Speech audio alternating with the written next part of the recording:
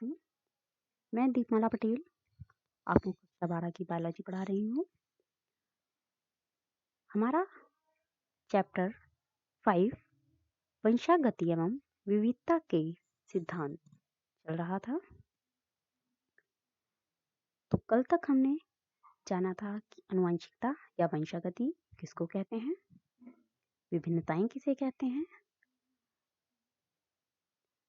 आनुवंशिकी पर प्रयोग किसने किया, वो आपको पता है मेंडल ने किया था। और मेंडल ने किस पौधे पर प्रयोग करा और उस पौधे को अर्थात मटर के पौधे को चुनने के वास्तविक जो मूल कारण थे वो क्या थे। इसके बाद में हमने जाना था कि उन्होंने किस तरीके से अपने प्रयोग किए थे और हमने फिर पढ़ा था एक गुण वंशागति के आधार पर जो उन्होंने प्रयोग करा। तो उसके बारे में हमने थोड़ा बेसिक सा जाना था। अब आगे हम चलते हैं। आज का हमारा टॉपिक है मेंडल्स लॉ या मेंडल के नियम। ठीक है, आज हम मेंडल के नियम जानेंगे या मेंडल की आनुवंशिकता के बारे में जानेंगे। मेंडल ने आनुवंशिकता के बारे में जो प्रयोग करे हैं और उन्होंने कौन कौन से सिद्धांत दिए हैं। तो सबसे पहले हम करेंगे मेंडल्स लॉ। मेंडल के नियम क्या हैं? तो मेंडल ने मोनोहाइब्रिड क्रॉस के आधार पर मेंडल ने निम्न जो नियम हैं वो प्रस्तुत किए हैं। सबसे पहला उन्होंने नियम दिया प्रभाविकता का नियम, लॉ ऑफ डोमिनेंस। प्रभाविकता जो एक शब्द है, आपको इससे ही कुछ थोड़ा सा अंदाजा हो रहा होगा कि प्रभाविकता क्या है। प्रभाविकता का प्रभाव या प्रभाविकता क्या होती है कि अगर हम किसी पर अपना प्रभाव छोड़ें तो वो क्या है, प्रभाविकता होती है। ठीक है, जैसे कि जब मेंडल ने दो अलग अलग विपर्यासी लक्षण या विरोधी लक्षण वाले दो पौधों के बीच संकरण कराया या हाइब्रिडाइजेशन कराया, तब जो लक्षण पहली पीढ़ी अर्थात F1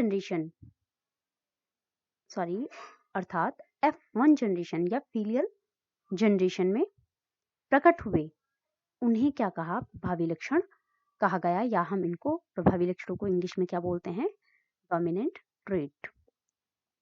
और जो लक्षण खुद को प्रदर्शित नहीं कर पाए उनको क्या कहते हैं, अप्रभावी या रेसेसिव ट्रेट कहते हैं।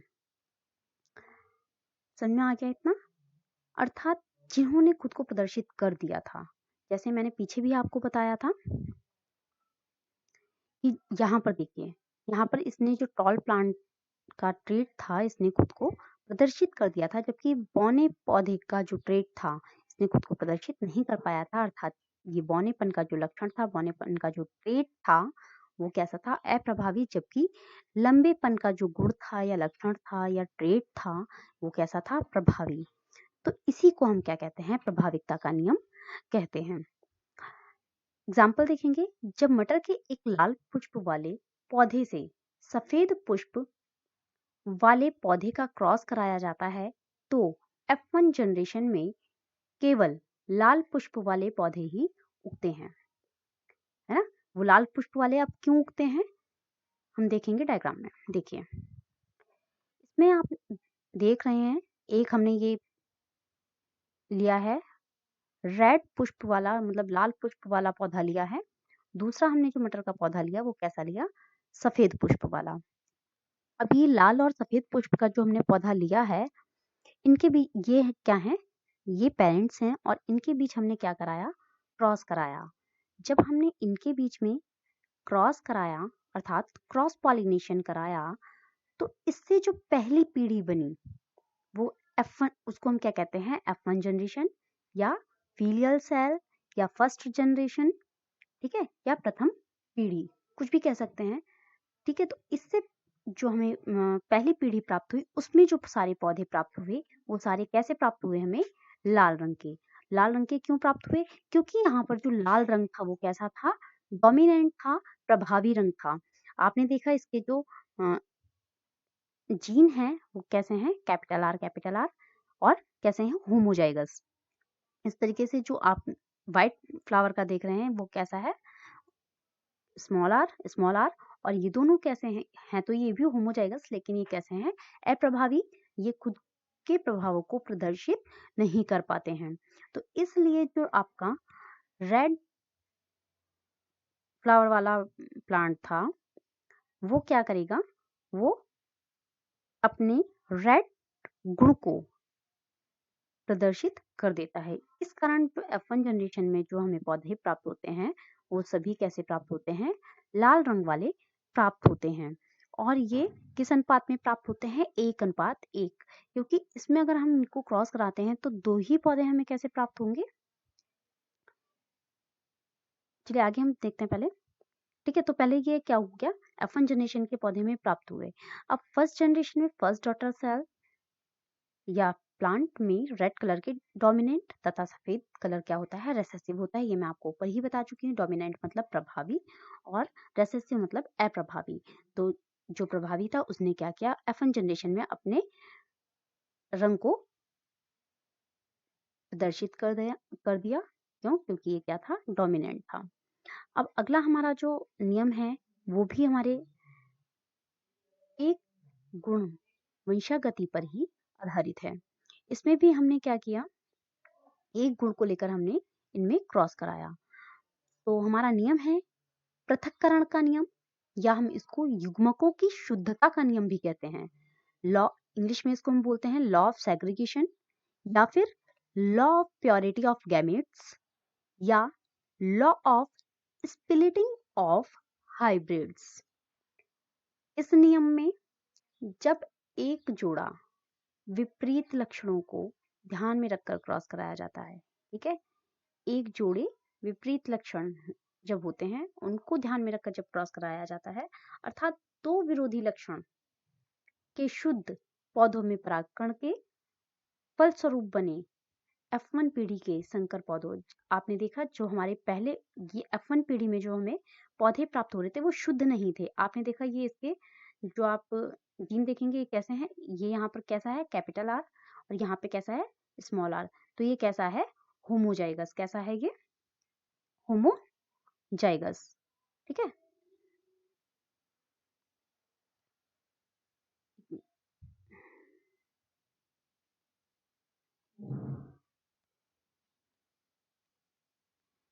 इसके बाद में हम आगे चलेंगे। तो यहाँ तक समझ में आ गया सभी को कि ये संकर पौधे प्राप्त हुए थे। और F1 पीढ़ी के संकर पौधों में युग्मकों के निर्माण के समय, इसमें जब युग्मक का निर्माण हुआ, गैमेट्स का निर्माण हुआ, तो दोनों विरोधी लक्षण पृथक होकर अलग अलग युग्मक में आ जाते हैं।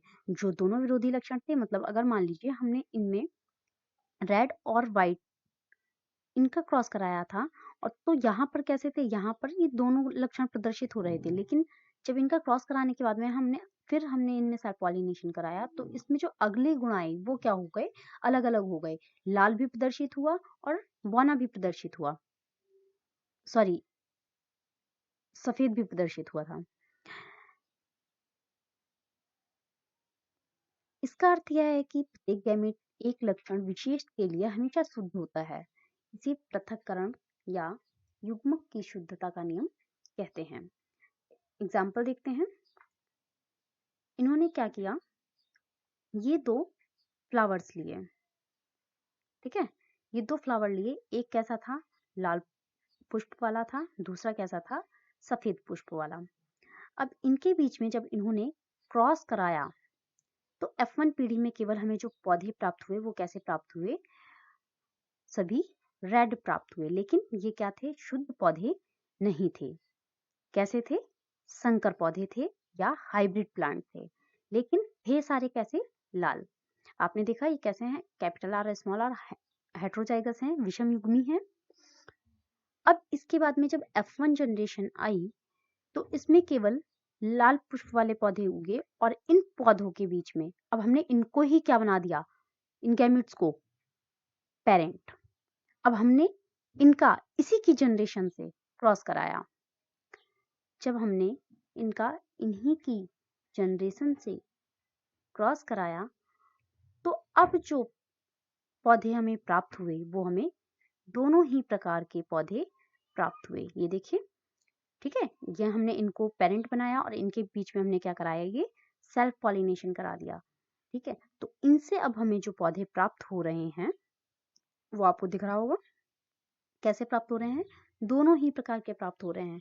देखिए, ये कैपिटल आर और इसका जब इससे क्रॉस हुआ तो ये कैसे कैसे गैमेट हमें प्राप्त हुए F2 जनरेशन में, आर आर, इसका इससे हुआ कैपिटल आर और स्मॉल आर, फिर स्मॉल आर कैपिटल आर, या कैपिटल आर स्मॉल आर भी लिख सकते हैं हम इसको, और गैमेट से इस गैमेट से जब हुआ स्मॉल आर और स्मॉल आर।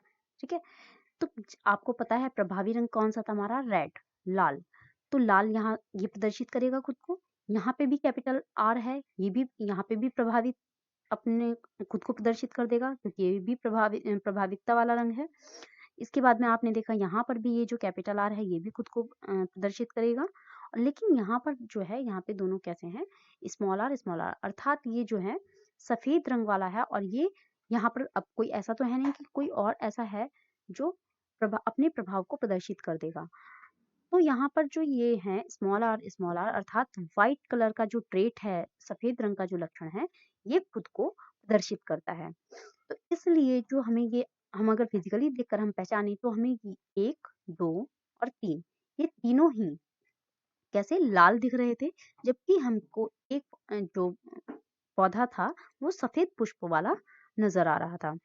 लेकिन अगर हम इनकी जीन्स को देखें तो हमारे एक कैपिटल आर वाला था, एक कैपिटल आर स्मॉल आर वाला, ये भी कैपिटल आर स्मॉल आर वाला, और ये स्मॉल आर वाला। तो एक तो हमें कैपिटल आर अर्थात शुद्ध लाल रंग के पुष्प वाला पौधा प्राप्त हुआ। दूसरे हमें कैसे दो पौधे प्राप्त हुए जिनके जीन कैसे थे, capital R small R, heterozygous थे।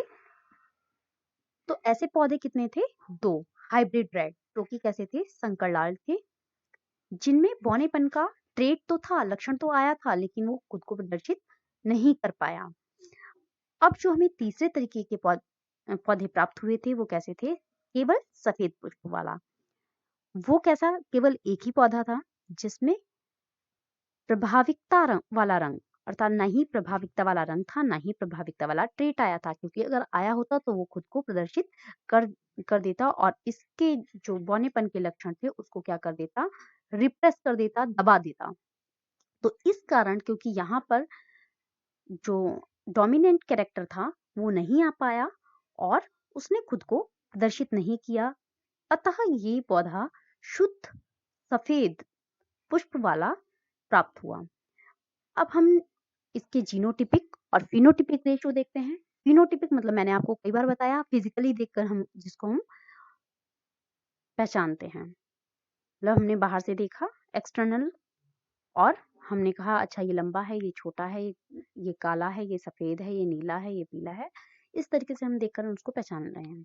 अब हमें 3 पौधे कैसे दिख रहे हैं, लाल पुष्प वाले, और एक पौधा हमें कैसा दिख रहा है, सफेद पुष्प वाला। तो फिजिकली हमने देखा कि 3 पौधे हमारे लाल थे और एक था हमारा सफेद। तो अगर हम इनका फिनोटिपिक रेशियो देखें तो फिनोटिपिक हमारा रेशियो कितना हो गया, 3:1। 3 पौधे हमारे कैसे हुए, लाल पुष्प वाले, और एक पौधा हमारा कैसा हो गया, सफेद पुष्प वाला।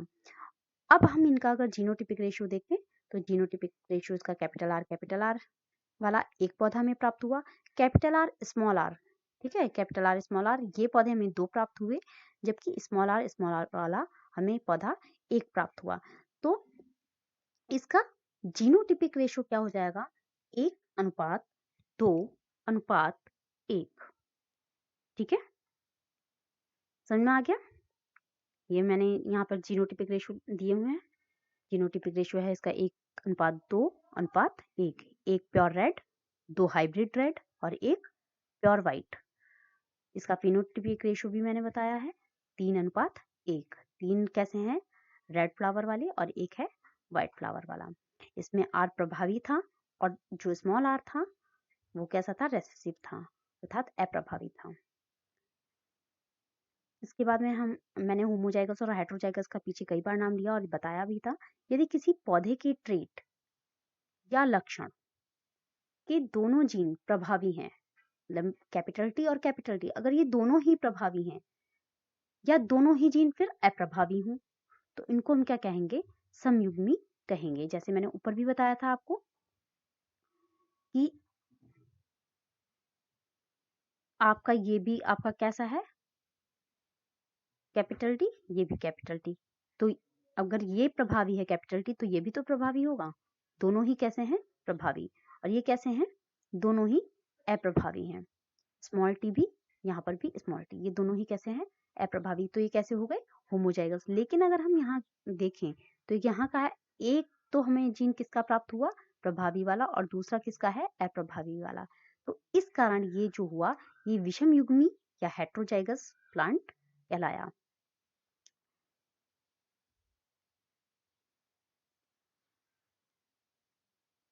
इसके बाद में ये होमोजाइगस आपको समझ में आ गया होगा। इसके बाद में हम हेटेरोजाइगस। इसके विपरीत यदि जोड़े के दोनों जीन में से एक जीन प्रभावी तथा दूसरा अप्रभावी है, तो जीव विषम युग्मी या हेटेरोजाइगस कहलाता है। ये ऊपर मैं कई बार आपको बता चुकी हूँ, 2-3 बार तो समझा दिया मैंने ये वाली बात। इसके बाद में हम आते हैं, इसी का आगे का समझते हैं, लाल पुष्प वाले पौधे जिनके कारक आर थे, ठीक है, जो ट्रेट थे, लक्षण थे, वो क्या थे? आर थे, को सफेद पुष्प वाले पौधे से क्रॉस पॉलिनेशन कराकर F1 पीढ़ी में सभी लाल पुष्प बनते हैं, क्योंकि यहाँ कारक आर प्रभावी है, जबकि आर कैसा था? अप्रभावी था। F1 पीढ़ी में 3 लाल पुष्प वाले पौधे बने थे और एक सफेद पुष्प वाला बना था, परंतु जीन के अनुसार 2 शुद्ध पौधे, एक लाल और एक सफेद बना था, जबकि 2 संकर लाल पौधे प्राप्त हुए थे। तो F1 पीढ़ी में दोनों लक्षण मिलकर अशुद्ध संकर का उत्पादन करते हैं, तथा F2 पीढ़ी में ये लक्षण एक दूसरे से अलग होकर 2 शुद्ध तथा 2 अशुद्ध संतानों की उत्पत्ति करते हैं। इसके बाद में जो हमारा तीसरा नियम दिया है मेंडल ने, वो दिया है स्वतंत्र अभिवहन का नियम, या हम इंग्लिश में इसको बोलते हैं law of independent assortment. Law of independent assortment. और ये जो नियम था, ये द्विसंकर क्रॉस पर आधारित था। द्विसंकर, आपने एक संकर पढ़ा था, एक संकर में आपको समझ में आ रहा था कि उसमें हमने किसकी बात करी थी? एक गुण की, ठीक है ना? एक गुण वंशागति के आधार पर तो अभी पढ़ रहे थे हम। अब इन्होंने क्या किया? इन्होंने 2 गुण के आधार पर ये किया क्रॉस। तो इसको ये हम जो स्वतंत्र अभिवहन का नियम पढ़ रहे हैं, ये कैसा था? हमारा द्विसंकर क्रॉस पर आधारित था। इसमें हमने क्या देखा?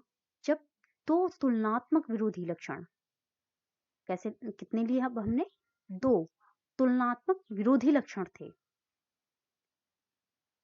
इनको ध्यान में रखकर क्रॉस कराया, तब इसे हमने क्या कहा? द्विसंकर क्रॉस या डायहाइब्रिड क्रॉस कहा। स्वतंत्र अभिवहन के नियम के अनुसार एक पौधे या जीव में उपस्थित सभी लक्षण के जो जीन हैं, वो एक दूसरे से स्वतंत्र रहते हैं। जब 2 या अधिक तुलनात्मक लक्षणों को ध्यान में रखकर संकरण कराते हैं, तो F1 पीढ़ी के जो सदस्य होते हैं, उनमें जो युग्मक का निर्माण होता है, उस समय ये स्वतंत्र होकर नए नए युग्मक बना लेते हैं या नए नए संयोग बनाते हैं। F2 पीढ़ी में युग्मकों की अनियमित रूप से मिल जाने के कारण नए नए संयोग बनते हैं। ये एग्जाम्पल से हम समझेंगे, ज्यादा अच्छे से समझ में आएगा। देखिए, जैसे कि मेंडल ने एक पौधा लिया और उनमें भी उन्होंने विशेष रूप से लक्षण देखे जो कि कैसे थे? एक दूसरे से विरोधी थे। पहला एक ऐसा पौधा लिया जिसके जो बीज थे वो कैसे थे? पीला था, जबकि उसकी आकृति कैसी थी? गोल थी। दूसरा पौधा लिया जिसकी बीज का रंग कैसा था? हरा था, और बीज की आकृति कैसी थी? झुर्रीदार थी। तो उन्होंने 2 पौधे कौन से लिए थे? एक तो जिसके बीज का रंग पीला और उसकी आकृति गोल थी, और दूसरा कैसा लिया? जिसका बीज का रंग तो हरा लेकिन उसकी आकृति छुर्रीदार थी। तो ये 2 तरह के इन्होंने पौधे लिए। जो पहला था पीला और गोल बीज वाला पौधा था, वो कैसा था? प्रभावी था, जो अपने लक्षणों के प्रभाव को दर्शित कर सकता था। जबकि दूसरा जो था हरी झुर्रीदार बीज वाला, ये खुद के लक्षणों को पहले पौधे पर दर्शित नहीं कर पाता, अर्थात ये कैसा था? इसमें अप्रभावी गुण था। ठीक है, अब आगे हम चलते हैं।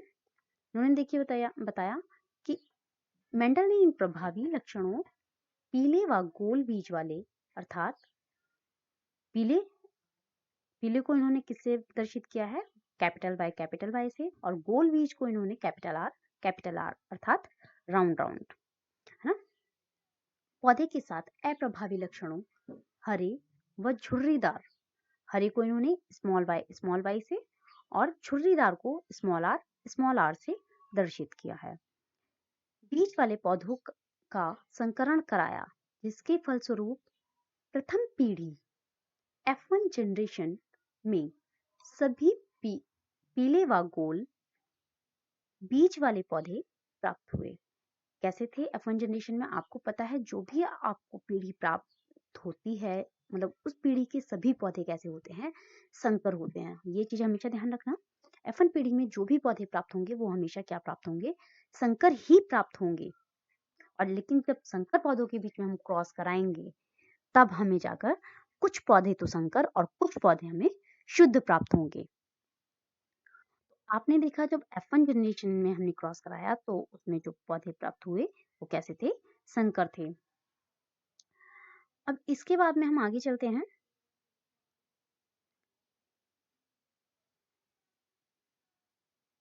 क्योंकि पीला रंग व गोल आकृति वाला लक्षण कैसा था?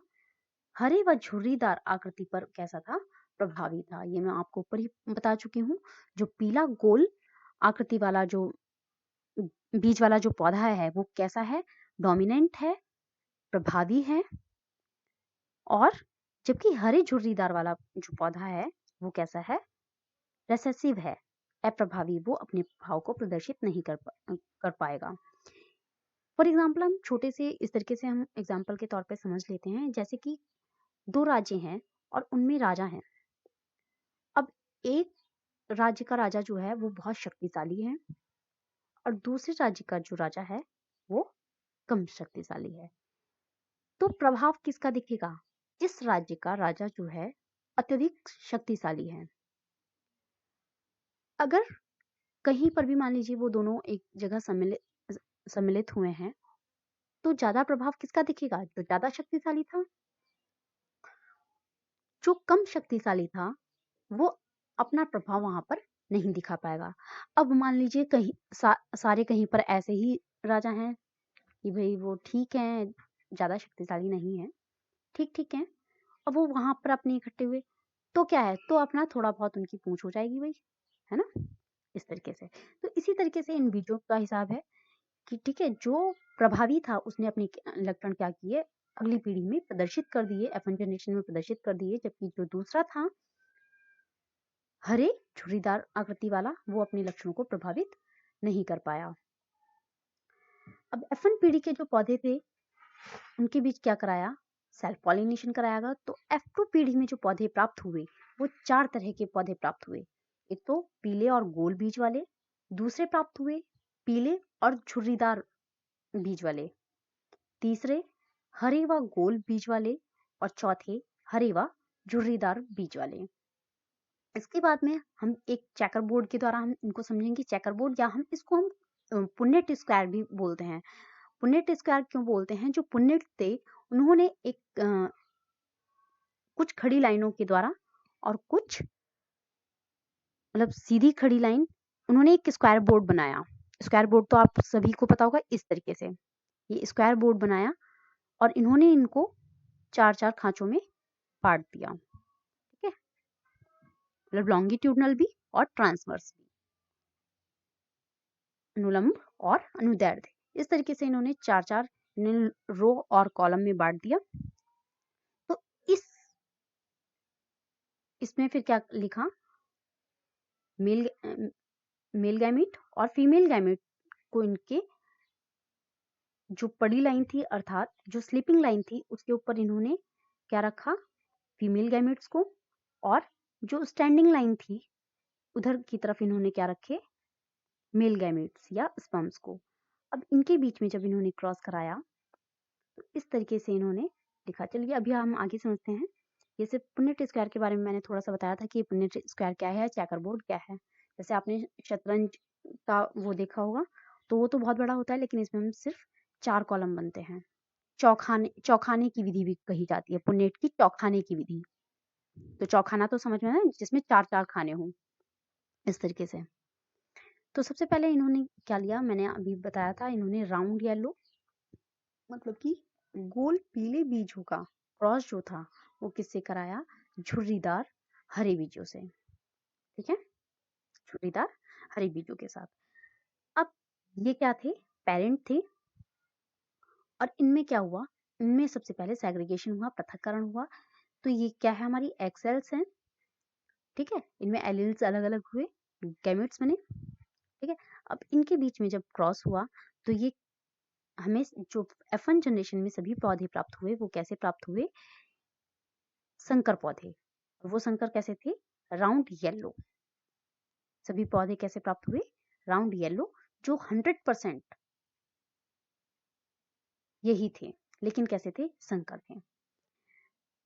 ठीक है, जैसे आपने देखा हमने इनका क्रॉस कराया R by capital R by capital R by. ये क्या है, हमारे फीमेल गैमेट्स हैं, मतलब एग्स हैं। और मैंने अभी बताया जो लॉन्गिट्यूडनल या जो अनुलंब वाली सीधी लाइन होती है, स्टैंडिंग लाइन होती है, उस पर हम क्या लिखते हैं, मेल गैमेट्स को लिखते हैं या स्पर्म्स को लिखते हैं। फिर एग और स्पर्म के बीच में क्या होता है, क्रॉस होता है। और फिर उसके बाद में जो नई संतान उत्पत्ति होती है उनको हम इन कॉलम्स के अंदर, जो ये बॉक्स बने हुए हैं, चौखाने बने हुए हैं, इसके अंदर हम लिख लेते हैं। ठीक है, तो अगर हम अब हमने देखा यहाँ पे हमने क्रॉस कराया आर वाई आर को स्मॉल आर वाई से, तो हमारा जो नई संतान उत्पत्ति हुई उसके जीन की जो व्यवस्था थी वो क्या थी, कैपिटल आर स्मॉल आर और कैपिटल वाई स्मॉल वाई। ऐसे ही इसकी कराई तो इसकी भी वही आई, कैपिटल आर स्मॉल आर और कैपिटल वाई स्मॉल वाई। ये इसके बाद में हमने फिर capital R small Y, capital Y और स्मॉल वाई, इनका क्रॉस कराया तो हमारा क्या बना, capital R capital Y small Y. ऐसे ही इसका कराया तो इसका भी यही आया, capital R capital Y small Y. तो आपने सभी में देखा सभी के जीन जो थे बिल्कुल सेम थे, अर्थात सारे कैसे हैं, संकर हैं और कैसे हैं, राउंड येलो कलर के, है ना, राउंड है, गोल है और कैसे हैं, येलो कलर। क्योंकि अब ये राउंड येलो क्यों दिख रहा था, आप मैंने सबसे पहले यही बताया था कि जो राउंड येलो है वो कैसा है, प्रभावी गुण है, प्रभावी ट्रेट है, इसलिए। अब इनमें क्या हुआ, इनके एलील्स जो थे उनमें फिर से क्या हुआ, सेग्रीगेशन हो गया, पृथक्करण हुआ। इनके बीच में हमने क्या कराया, सेल्फ पॉलिनेशन। ठीक है, स्वपरागण कराया। स्वपरागण कराने जब हमने कराया तो मैंने अभी बताया कि ये जो हमने लिखे, ये क्या लिखे, फीमेल गैमीट्स, या फिर हम इनको कह दें एग। और ये जो है, ये स्टैंडिंग लाइन में आप देख रहे हैं, ये सभी कैसे हैं, ये मेल गैमीट हैं या हम इनको बोलेंगे स्पर्म। अब एग और जो एग है और स्पर्म है, इनका क्या होगा, फ्यूजन होगा। फ्यूजन होकर ये नई संतान को जन्म देंगे। तो capital R capital Y capital R capital Y, इसका क्रॉस हुआ तो क्या क्या बना, कैपिटल आर और कैपिटल वाई। ऐसे ही इसमें बना capital R small Y small Y, है ना, capital R capital Y small Y. इसका और इसका जब क्रॉस हुआ तब अभी ऐसे बना। हम हमेशा क्या करते हैं, जो कैपिटल वाला लेटर होता है वो हम पहले लिख लेते हैं। तो कैपिटल आर स्मॉल आर और कैपिटल वाई। ठीक है, इस तरीके से ही इसको किया, capital R small R capital Y small Y. ये अब हम सेकंड उसमें आते हैं, तो इसमें भी इसका और इसका कराएंगे अब हम। तो capital R capital Y small Y, फिर इसका कराएंगे कैपिटल आर स्मॉल वाई, इसका कराएंगे क्रॉस इससे capital R capital Y small Y, फिर इसका कराएंगे इससे कैपिटल आर स्मॉल वाई ये देखिए, ठीक है। इस तरीके से हम इनका सभी का क्रॉस करा लेंगे। फिर इसका इससे कराएंगे कैपिटल आर कैपिटल वाई, फिर इसका कराएंगे कैपिटल आर कैपिटल वाई और स्मॉल वाई। ये अगला हम ये वाला देखेंगे, इसका इससे कराएंगे स्मॉल आर कैपिटल वाई, ठीक है। अब इसको कराएंगे, यहाँ पर देखिए स्मॉल आर और कैपिटल वाई स्मॉल वाई। आगे वाले उस पे जाएंगे, लास्ट रो में capital R capital Y small Y. ये इस वाले को देखेंगे कैपिटल आर स्मॉल वाई ये। अगला स्मॉल आर ठीक है, और कैपिटल वाई स्मॉल वाई, ये आ गया।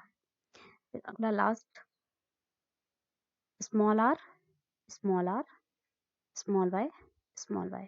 इस तरीके से हमने इनका क्रॉस कराया जनरेशन में। अब हमें इतने ये पौधे प्राप्त हुए, लेकिन अब हम फिर वही बात आती है कि हम इसमें देखेंगे जो प्रभावी गुण है वो किस में प्रदर्शित हो रहा है। इसमें आप जिनमें भी आप देख लीजिए सबसे पहले कि जिनमें भी आपको कैपिटल आर प्रदर्शित हो रहा है, जैसे ये कैपिटल आर है, कैपिटल आर, इसमें भी कैपिटल आर है, इसमें भी कैपिटल आर है, इसमें भी कैपिटल आर है, इसमें भी कैपिटल आर है, इसमें भी कैपिटल आर है, इसमें भी कैपिटल आर है, इसमें भी कैपिटल आर है, इसमें भी कैपिटल आर है, इसमें भी कैपिटल आर है, इसमें है और इसमें है। जिनमें भी कैपिटल आर है उसमें सब में राउंड लिख दो, ठीक है, सब में राउंड लिख दो ये, क्योंकि भाई वो जो राउंड है गोल बीज है वो खुद को प्रदर्शित तो करेगा। मैंने बताया वो जो गोल और पीला ये दोनों ही प्रभावी गुण थे।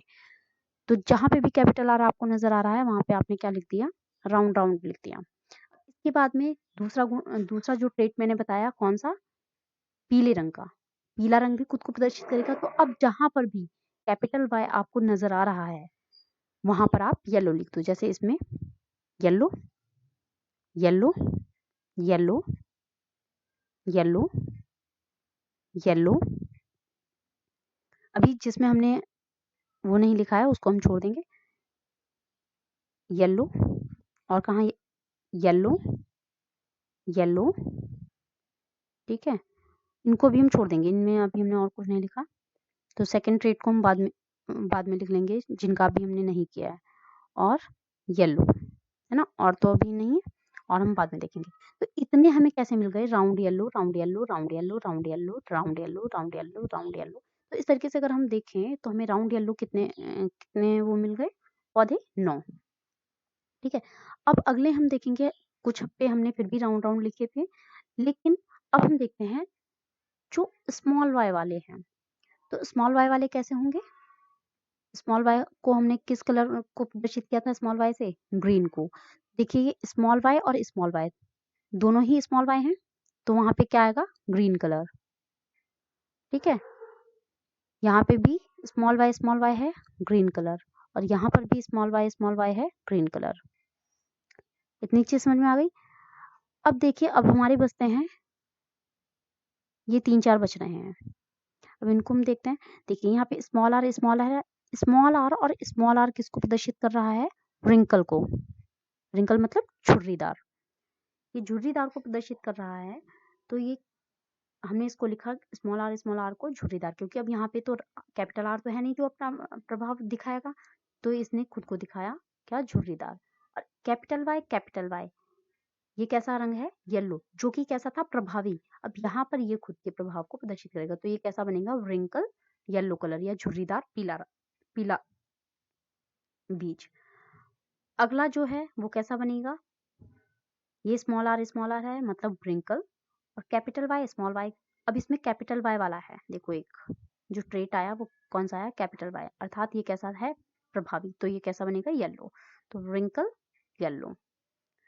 अब इसमें देखिए ये भी है स्मॉल आर, तो ये भी कैसा हो गया, रिंकल तो हो गया, लेकिन ये कैसा हुआ यहाँ पर, यहाँ पे क्या है हमारा, कैपिटल वाई और स्मॉल वाई, तो कैपिटल वाई यहाँ पर भी खुद को प्रदर्शित करेगा, तो ये भी कैसा हो गया, रिंकल येलो। और आगे क्या है, स्मॉल आर अर्थात ये रिंकल हो गया, और स्मॉल वाई अर्थात ये ग्रीन हो गया। अब हम आपने देखे 9 पौधे तो हमें कैसे मिल रहे थे, राउंड येलो, 1 2 3, ये हमें कैसे मिले, राउंड ग्रीन कलर के। फिर इसके बाद में 1 2 और 3, ये 3 पौधे हमें कैसे मिले, रिंकल येलो या झुर्रीदार पीले रंग के, और एक पौधा हमें कैसा मिला, रिंकल ग्रीन या झुर्रीदार हरा। तो अर्थात जो हमें पौधे अगर हम फिजिकली देखकर जो हम इनका फिनोटिपिक रेशियो होगा, तो वो क्या होगा, 9, मतलब 9, क्योंकि 9 हमारे कितने थे, राउंड क्या थे, राउंड येलो, तो 9:3, 3 हमारे कैसे मिले थे, हमारे राउंड ग्रीन, अनुपात 3 हमें और कैसे मिले, रिंकल येलो, और फिर उसके बाद में अनुपात 1, वो हमें कैसा मिला, रिंकल ग्रीन। अर्थात जो हमें इसका फिनोटिपिक रेशियो है वो क्या होगा, 9:3:3:1। अब आता है हमारा जीनोटिपिक रेशियो। ठीक है, देखो हमने ये फिनोटिपिक रेशियो ये दिया है 9:3:3:1। 9 हमें राउंड येलो मिले, 3 हमें रिंकल येलो मिले, 3 हमें राउंड ग्रीन मिले, और 1 हमें रिंकल ग्रीन मिला। ठीक है, अब हम आगे जाते हैं। अब हमें जानना है कि जीनोटाइप हम कैसे पहचानेंगे। तो देखिए जीनोटाइप, पहले आप देखिए कैपिटल आर, इनको इस तरीके से लिख लीजिए, इस तरीके से। जितने भी आपके राउंड येलो वाले हैं उनके सबके हमने क्या लिख लिए, जीन लिख लिए, capital R, capital Y, capital Y, capital R, capital Y, small Y, capital R, small R, capital Y, small Y, capital R, small R, capital Y, यहीं से देखकर लिख लीजिए, है ना, यहाँ से ले लीजिए। और लिखने के बाद में हमने इनको लिख लिया, कैपिटल आर, कैपिटल वाई वाला कितना था, 1 था। देखो कैपिटल आर, कैपिटल वाई, इसके अलावा कहीं पर भी आपको ये नहीं मिलेगा। ठीक है, इसके बाद में capital R, small Y, capital Y, small Y, ये आपको कितने पौधे प्राप्त हुए, देखिए आपको कहीं पे नजर आ रहा है कैपिटल आर, कैपिटल वाई, कहीं नजर आया, ये आया है ना, तो ये हमें कितने पौधे मिले हैं, 2 पौधे, इसके अलावा तो और कहीं नहीं है, देखो नहीं है ना, तो ये हमें 2 पौधे कैसे प्राप्त हुए, राउंड येलो तो हैं लेकिन हमें कैसे मिले हैं, ये इनके जीन कैसे हैं, capital R, capital Y, small Y वाले। एक पौधा R, capital R, capital Y, दूसरा 2 पौधे में प्राप्त हुए, capital R, capital Y, small Y. अब हम तीसरे तरीके के पौधे देखते हैं, कैपिटल आर, कैपिटल वाई, ये कितने पौधे हैं, capital R, small R, capital Y वाले देखो पहले, ये भी नहीं है, capital R, small R, capital Y, देखो एक पौधा ये मिल गया, एक ये है और एक ये है, capital R, small R, capital Y, इसके अलावा तो और नहीं है, देखो और कोई भी पौधा ये नहीं है, तो 2 पौधे हमें ये प्राप्त हुए। अब तीसरा हम देखेंगे, capital R, capital Y, small Y. ठीक है, ये कितने पौधे हैं, capital R, small R, capital Y, small Y, देखो एक ये रहा, 2 है ना, capital R, small R, capital Y, small Y 3, capital R मतलब ये रहा, ये इस तरीके से हैं 4। ठीक है, ये capital R, capital Y, small Y, तो ये जो 4 हैं ये हमें कैसे प्राप्त हुए, capital R, capital Y, small Y. ठीक, इस तरीके से हम इनके जीन्स को देख देख कर इस तरीके से हम लिख लेंगे, एक पौधा हमें ये प्राप्त हुआ, 2 ये प्राप्त हुए, 4 ये प्राप्त हुए, 2 ये प्राप्त हुए। इसके बाद में हमने राउंड ग्रीन देखे, राउंड ग्रीन के भी हमने रेशो लिख लिए, ये हमें इस तरीके से मिले। ठीक है, फिर इसके बाद में इनको भी इस तरीके से हमने लिख लिया। अब हम अगर हम देखें इनको, तो अगर राउंड येलो है, अगर हम इनका जीनोटिपिक रेशियो देखें तो कितना है, भाई जीन के अकॉर्डिंग तो हमने लिखा है इनको 1:2:2:4, या हम इसको लिख लें 2:1:4:2, कुछ भी लिख लो किसी तरीके से भी, ठीक है। अगर हम इनको फिनोटिपिक इसका फिनोटाइप देखें तो ये टोटल मिला के 9 हो गए ना, क्योंकि हम देखो यहाँ पर हम ये कितने प्रदर्शित कर रहे थे, राउंड येलो 9, अर्थात ये सही है। इसके बाद में हम राउंड ग्रीन वाले हमने इसी तरीके से देखे, कैपिटल आर स्मॉल बाय वाला एक है, कैपिटल आर स्मॉल आर और स्मॉल बाय वाला भी हमारे कितने हैं, 2 हैं। हम अब इनका जीनोटिपिक रेशियो क्या हो जाएगा, 1:2, और फिनोटाइप इनका कितना हो जाएगा, 3। अब हम इस तरीके से आगे चलते हैं, इनको भी हम इसी तरीके से निकाल लेंगे और इनके जीनोटाइप और फिनोटाइप लिख लेंगे। मतलब कुल मिला के जो हमारा इसका फिनोटिपिक रेशियो आएगा वो 9:3:3:1। अगर हम इनको टोटल करें, इनके जीनोटाइप रेशियोज को टोटल करें तो हमारे टोटल कितने पौधे आएंगे, 16 ही पौधे आएंगे। अगर इससे कुछ ज्यादा कम आ रहा है तो इसका मतलब आपका जीनोटाइप रेशियो क्या है, गलत लिखा हुआ है। देखिए इसी को खोल के बताया गया है, वैसे मैं इसको समझा चुकी हूँ। जब पितृ पीढ़ी में, मतलब जो पेरेंट थे, उनमें गोल तथा पीले झुर्रीदार हरे बीज वाले पौधे के साथ क्रॉस पॉलिनेशन कराया जाता है, तो उसके कारक कैपिटल आर कैपिटल वाई तथा small R capital Y small Y के लिए अपने युग्मक जो गैमीट बन रहे थे, कैपिटल आर कैपिटल वाई तथा स्मॉल आर स्मॉल वाई, ये जो मैं आपको ऊपर बता चुकी हूँ, ये आपके गैमीट बनने थे ना, मैंने आपको बताया था कि मेल और फीमेल गैमीट बने हैं,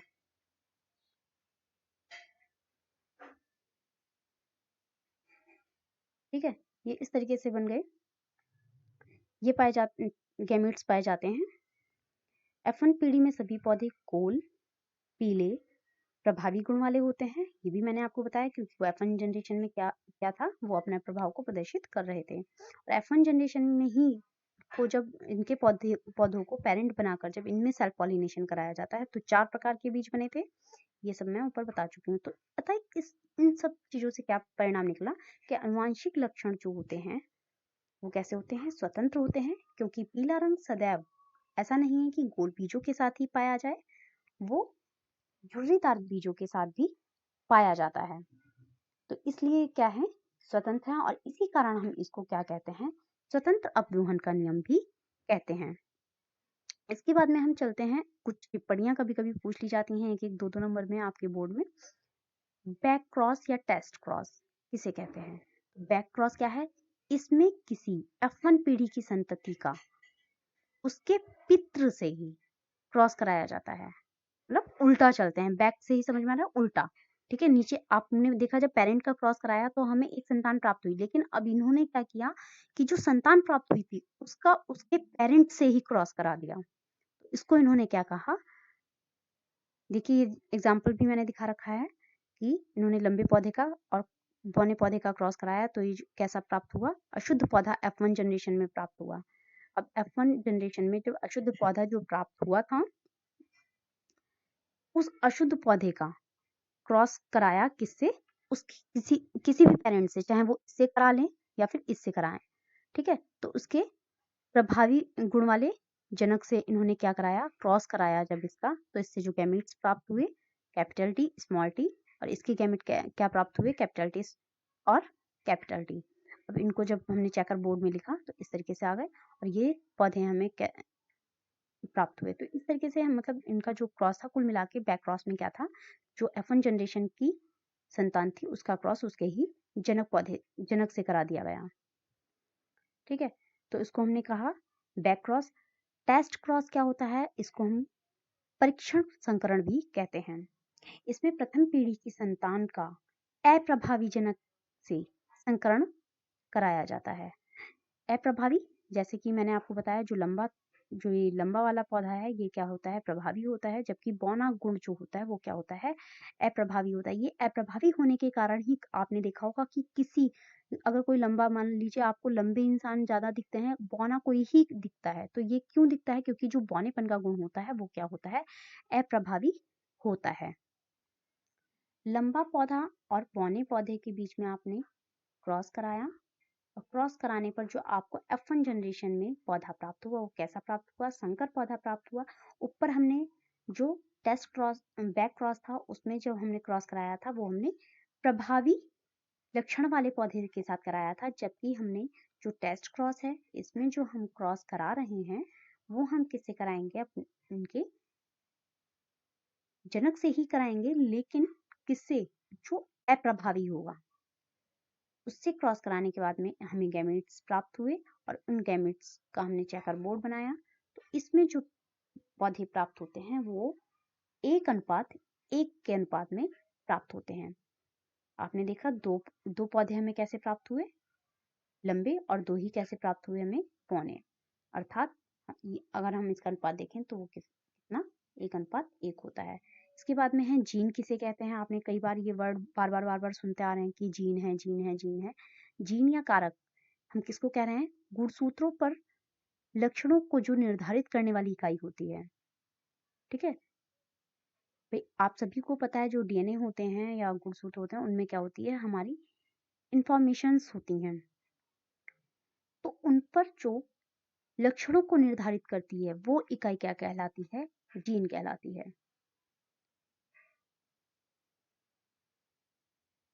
तो कहने का मतलब यह है कि जो जीन होते हैं ये जो कैरेक्टर्स का ट्रांसफर होता है इसमें बहुत अहम भूमिका निभाते हैं। इसके बाद में हमारा आता है अपूर्ण प्रभाविकता या सहप्रभाविकता। क्या होती है अपूर्ण प्रभाविकता? जब दो विपरीत लक्षणों को ध्यान में रखकर संकरण कराया जाता है और F1 पीढ़ी में बीच का लक्षण प्रकट होता है, ना ही वो लंबा हो ना ही छोटा हो। तो ऐसा क्या है वो बीच का? जैसे मैंने आपको कई बार बताया भी है, अगर हमने लाल और सफेद रंग को आपस में मिला दिया तो हमें जो प्राप्त हुआ वो गुलाबी रंग प्राप्त हुआ। ना ही वो अब पूरा लाल था ना ही वो पूरा सफेद था। तो जो हमें गुलाबी रंग प्राप्त हुआ वो एक तरीके से क्या हो गया? अपूर्ण प्रभाविकता। ना ही लाल रंग ने अपना पूरा प्रभाव दिखाया, ना ही सफेद रंग ने। तो इस तरीके की जो विशेषता होती है, इस तरीके के जो हमें रिजल्ट प्राप्त होते हैं, इनको हम क्या कहते हैं? अपूर्ण प्रभाविकता कहते हैं। ठीक है, अर्थात दोनों विपरीत लक्षणों में से कोई भी पूर्णतः प्रदर्शित नहीं होता। इस विशिष्टता को हम क्या कहते हैं? अपूर्ण प्रभाविकता या फिर इनकम्प्लीट डोमिनेंस कहते हैं। इसके बाद में अगला है सहप्रभाविकता या को डोमिनेंस। क्या होता है इसमें? जब तो विपरीत लक्षणों का संकरण कराया जाता है, हाइब्रिडाइजेशन कराया जाता है, तो इसमें जो F1 पीढ़ी में पौधे प्राप्त होते हैं उनमें जो विपरीत लक्षण थे वो दोनों ही अपने आप को प्रकट कर देते हैं। ठीक है, जो F1 पीढ़ी में जो पौधे प्राप्त हुए उनमें हम देखते हैं कि दोनों ही लक्षण हैं। तो इनको हम क्या कहते हैं? सहप्रभाविकता कहते हैं। अब आते हैं घातक या लेथल जीन। ये भी बहुत पूछा जाता है कि घातक जीन किसे कहते हैं या लेथल जीन किसे कहते हैं। ये किसी भी नाम से आ सकता है। तो ये क्या है? कुछ जीन्स समयुग्मी अर्थात होमोजाइगस अवस्था में उपस्थित होने पर भ्रूण की गर्भावस्था में ही मृत्यु हो जाती है। अब किसी अगर भ्रूण में ये जीन्स अगर प्रेजेंट हैं तो वो जिस वक्त गर्भ में होता है उसी समय उसकी मृत्यु हो जाती है। या फिर चाहे वो कोई शिशु हो या कोई पौधा हो, तो पौधे में भी अगर ऐसे जाइगोट का अंकुरण ही नहीं हो पाता, मतलब ऐसे जो युग्मनज होते हैं उनका अंकुरण ही नहीं हो पाता या अंकुरित होते ही वो मर जाते हैं। आपने कई बार देखा होगा जो पौधा उग रहा होता है वो पहले तो बहुत अच्छा सा मतलब ग्रो करता है, और थोड़ा थोड़ा सा जैसे ही निकला थोड़ा बड़ा हुआ उसके बाद में वो अपने आप ही मर जाता है। तो ऐसे जीन जहां पर भी प्रेजेंट होते हैं, जिस भी भ्रूण में प्रेजेंट होते हैं, उन्हें हम क्या कहते हैं? घातक जीन कहते हैं। F1 पीढ़ी में यदि लक्षण हमेशा 2:1 के अनुपात में उपस्थित होते हैं तो इसका अर्थ ये होता है कि उसमें कोई ना कोई घातक जीन अवश्य उपस्थित है। और ऐसे जीन जो होते हैं वो ज्यादातर चूहों में, ड्रोसोफिला में और मुर्गों में, मानवों में और अनेक पौधों में पाए जाते हैं। तो ये था आज हमारा मेंडल्स लॉ। आज ये हमारा मेंडल के जो नियम थे ये समाप्त होते हैं। आगे हम पढ़ेंगे सेलिंग लिंग सहलग्न। ठीक है? ये हम अगले वीडियो में पढ़ेंगे। धन्यवाद।